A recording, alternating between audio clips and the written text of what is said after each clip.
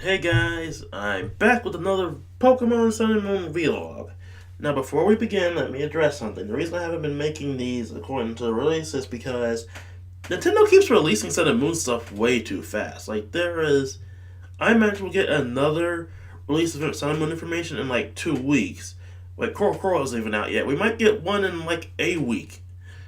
So yeah, we're getting a bunch of Sun and Moon stuff released back to back to back, and I get why they're doing it to keep the hype train rolling because the games are coming out in like 3 months, and I'm super excited for them.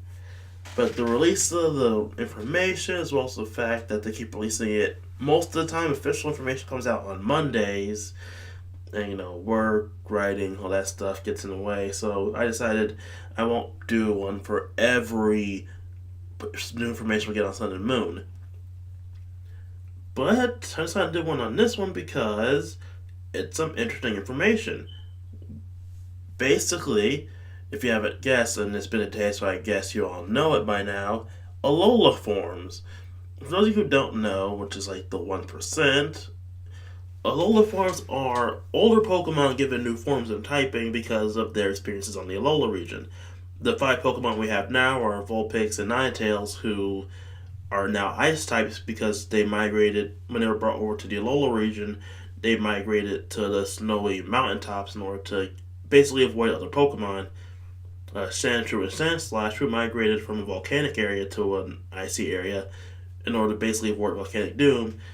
And Executor, who is referred that this is Executor's original form, which makes a lot of sense considering the fact that past Pokedex entries often stated that Executor came from a tropical region. Now, Executor's forms make it a lot more sense in terms of plant life and the fact that tropical trees like Executor, I keep forgetting what type of tree he is, but basically that type of tree in tropical environments grows longer and thinner, while in more arid environments it grows shorter and fatter. And that basically explains Executor's new form. Alola forms are an interesting concept, and I kind of hope it doesn't stop just Alola forms. Essentially, these are type swaps, something that we've been kind of joking about for a while in terms of Pokemon stuff. Like I've seen plenty of fan art where like they type swap the starter Pokemon or they type swap random Pokemon here and there, and it's all pretty interesting to see. Uh, Now, I have heard the Chinese rumors that Pokemon like Abra, Butterfree, and whatnot will be also getting these Alola form type swap things. I'm not going to put much stock in it until we get some official stuff, even though it would be cool to see a type swapped Abra. And that means we'll have to change Mega Alakazam a bit. I mean, yeah, because Mega Alakazam will have to be changed as well. Now, I imagine that these are almost entirely new Pokemon that just use original Pokemon as a base. So they've done this before with Pikachu. And the fact that every region needs to do Pikachu, needs to do Pika Clone. And it's interesting to see them actually do something like this. On top of that, they're working into a lore pretty well when you would consider like real life animals, when you consider how plants and animals respond to being in new environments, right, because of human interference. So that's pretty interesting. I kind of hope we get a bunch more of these. I don't. I do think we might not be getting that many new Pokemon similar to X and Y because of the Alola forms. If they do give us a bunch of Alola forms, I may make a video about Pokemon I want to see get new forms, and I hope this mechanic is something that keeps with the series going forward.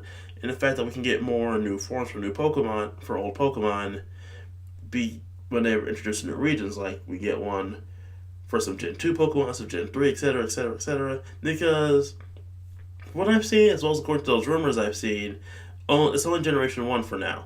Which is a shame, but I would love to see a bit more of it, if you catch my drift. Yes, again, get some Gen 2, some Gen 3, some Gen 4, etc., etc., etc.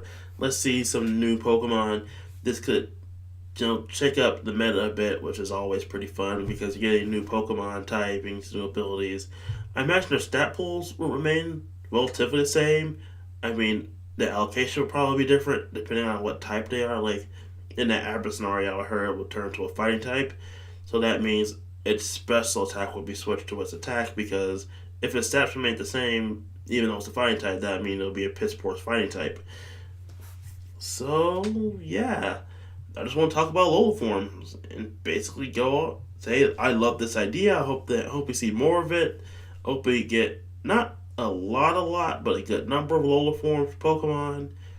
I hope it doesn't just stick to Generation 1 because that would just be a shame. Maybe we can actually get a Grass type Sudowoodo out of this. And yeah, that's pretty much all I want to talk about for this episode. Uh huh. Now there are some other news updates. Got some new Pokemon. Got some interesting new mechanics. I guess I'll talk about the new mechanics. So basically, we have rideable Pokemon. In this case, they're Pokemon that you can call upon to ride, not Pokemon that you raise. So I know some people are really disappointed because of that. So basically, you're able to call upon these Pokemon similar to like the Go-Goats that you could ride in Lumio City, although you can ride these pretty much anywhere in the overworld in order to get to places you couldn't get before. Basically, these might be the new HM Pokemon. Like, this could be an interesting way to get rid of HM slaves and whatnot, which I have to say is a long time coming because HMs, aside from like Surf and Fly, have always been the most annoying thing. I hope they don't get rid of Surf because Surf has always been one of my favorite moves because it wrecked everything in Generation 2. Like, they had to nerf it because it wrecked everything. And aside from normal Pokemon, there's the Totem Trials. So basically speaking, it seems like this may replace the traditional Pokemon League, which I have to say I'm kind of disappointed about. I would love to see the Totem Trials worked in with the Pokemon League, but if this is what they're gonna go with, I'm not disappointed. I'm just a little kind of sad to see the Pokemon League and traditional gyms go away.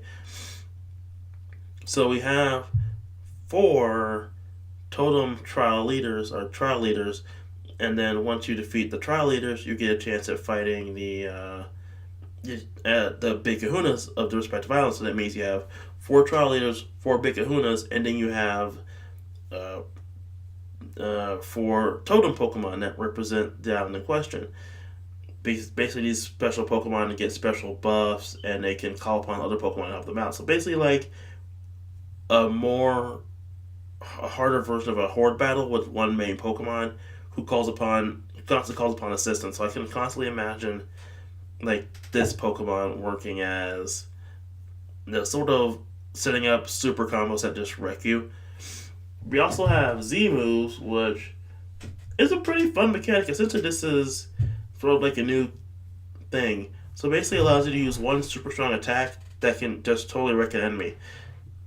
The only thing is, you have to have the gym for that typing. The Pokemon of that typing has to know a move of that typing. The Pokemon has to hold the respective gym of its typing, and then from there, you can only activate it once per turn.